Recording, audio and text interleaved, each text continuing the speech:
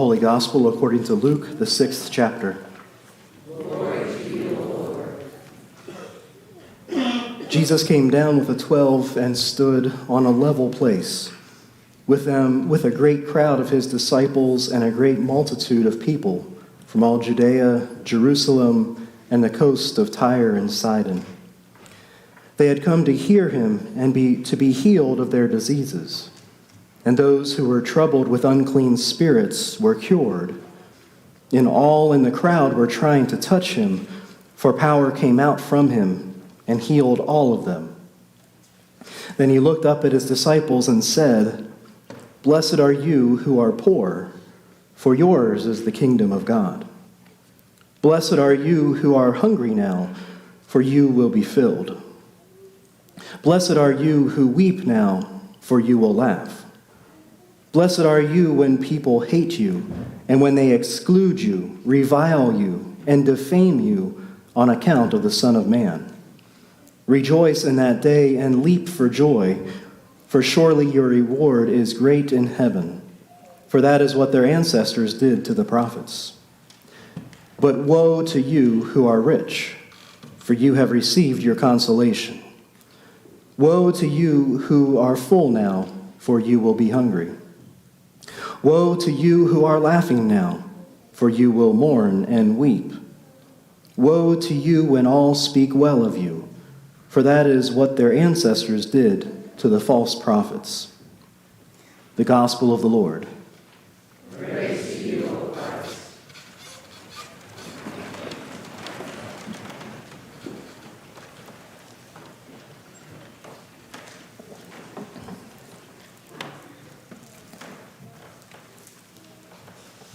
I have a lot of questions, and that shouldn't be a surprise. I'm sure you all have questions too, especially when you say I don't answer them, which is maybe why you don't ask me any questions anymore. But I need to go down a rabbit hole for just a little bit, which of course is nothing new for me. Hopefully I'll get back around to this gospel here in a minute, hopefully. Because I want us to go back and think about confirmation. Specifically, Luther's small catechism. There have always been a few pieces of the catechism that I continually wrestle with, and one of those pieces is Luther's explanation of the first article of the Creed. Now, the first article of the Apostles' Creed, as you probably know, is that first line that we recite together, "I believe in God, the Father Almighty, creator of heaven and earth." I'm sure many of you have Luther's explanation to this article memorized, but just in case you're having a brain freeze, let me share it again. And I'm going to share it from this book because I got in trouble last night for using a modern translation. They said, I didn't learn that one. So when Luther says, what does this mean? He says, I believe that God has created me and all that exists, that he has given me and still sustains my body and soul, all my limbs and senses, my reason and all the faculties of my mind, together with food and clothing, house and home, family and property, that he protects me daily and abundantly with all the necessities of life, protects me from all danger and preserves me from all evil. All this he does out of his pure, fatherly, and divine goodness and mercy, without any merit or worthiness on my part. For all of this I am bound to thank, praise, serve, and obey him. This is most certainly true. I know I've confessed this struggle to you all before, and probably multiple times, but I still wrestle with this. Because my question continues to be, does God actually provide all of those things? Like in the different translation, he says shoes, clothing, food, drink, house, farm, spouse, children, fields, livestock, property, nourishment for this body and life. Does God provide that? Does God actually protect me against all danger and shield and preserve me from all evil?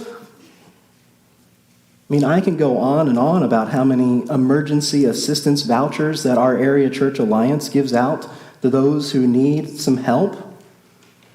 If people had enough clothing, we would not have a need to collect clothing and undies and money for those shoe vouchers for that back-to-school clothing drive.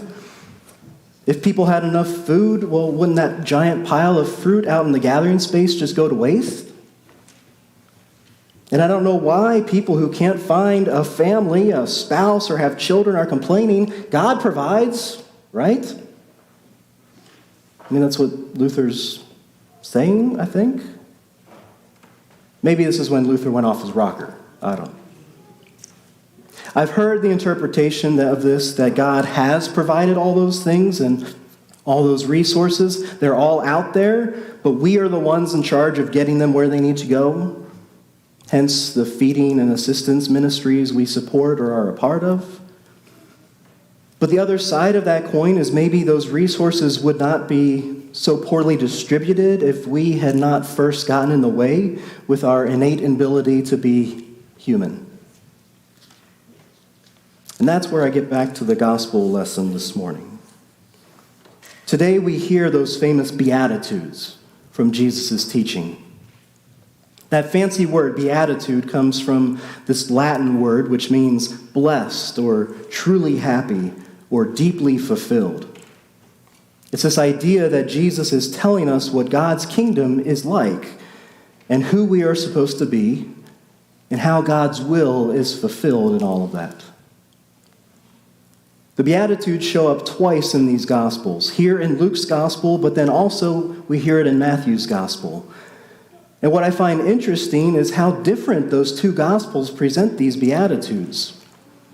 When we look at Matthew's Gospel, Jesus goes up a mountain, he sits down, and as his disciples and the crowds approach him, they sit down around him, and he begins to teach them these Beatitudes, like a nice, orderly church service. One's just there. In Luke's Gospel, Jesus had already been up on the mountain. He was praying all night. And as he was up there, he chooses which 12 of these followers would be his disciples. And then he comes down. And there, Luke tells us that he stands on a level place. And from there, what it sounds like is anything but calm. The crowds are pushing in on Jesus. Those who are there, who are sick, are being healed. Those who had unclean spirits were being cured. Everyone wanted to get close enough to touch Jesus because it said power was pouring out of him, and this power would heal anyone who touched him. In the midst of this chaotic scene where these crowds are just gathering everywhere, but they're receiving relief and release, we're told in the midst of all of that, Jesus looks up at his disciples and there starts to share these Beatitudes. In the midst of all that chaos, he says, "Blessed are you who are poor and hungry and who weep and who are hated and defamed. And then woe to you who are rich, full, laughing, spoken well of." Apparently, once everyone reaches this level playing field, everything is turned upside down, which is the way of God's kingdom, isn't it? Frederick Buechner is a writer and a theologian, and he says this about following Jesus. He wrote, "The world says, mind your own business," and Jesus said, "There's no such thing as your own business." The world says, follow the wisest course and be a success. And Jesus says, follow me and be crucified. The world says, drive carefully. The life you save may be your own. And Jesus says, whoever would save his life will lose it. And whoever loses his life for my sake will find it. The world says law and order, and Jesus says love. The world says get, and Jesus says give. Then he says, in terms of the world's sanity, Jesus is crazy as a coot. And anyone who thinks they can follow him without being a little crazy too is laboring less under a cross than under a delusion. We have been taught, and often by those who many would consider to be some of the greatest pastors and speakers, that to be blessed by God is to have great wealth and health and power. And if you have any or especially all of those things, well, obviously you've done something good enough for God to love you. Because on the other hand, we hear that if you're sick or suffering or hungry or in poverty, obviously you have not yet received God's blessing. So you need to try a little harder and pray a little louder. And you know what? It probably wouldn't even hurt if you put a few extra dollars in that offering plate when it came by. Because then maybe God's mind will be changed and God will start to love you again. And God will bless you with all those above mentioned things. Am I alone? Has anyone else heard that? But Jesus says, no. That's not how it is at all. God looks favorably upon you when you're poor or hungry or weeping or suffering. And God looks with judgment upon you when you're rich or filled or laughing or feel powerful. That feels pretty harsh to those in that second category. Maybe it's meant for us to pay attention. Because we see when Jesus is saying these things, he's saying them. He's not doing anything with it. He's not splitting this crowd up into two groups. All right, those who are blessed over on this side, and those who are woeful, you come on over here. No, he's talking to the whole crowd. Actually, more specifically, as we look at it, he's talking to those recently called disciples. And in the midst of all that healing, he's showing them what this discipleship and following him is really going to mean. I think it's also good for us to notice that Jesus is not telling us to become those things. We don't have to become poor or hungry or filled with suffering so that we can be blessed. Because I've also seen how sometimes religious people like to romanticize that kind of stuff and kind of show off with how lowly they can be.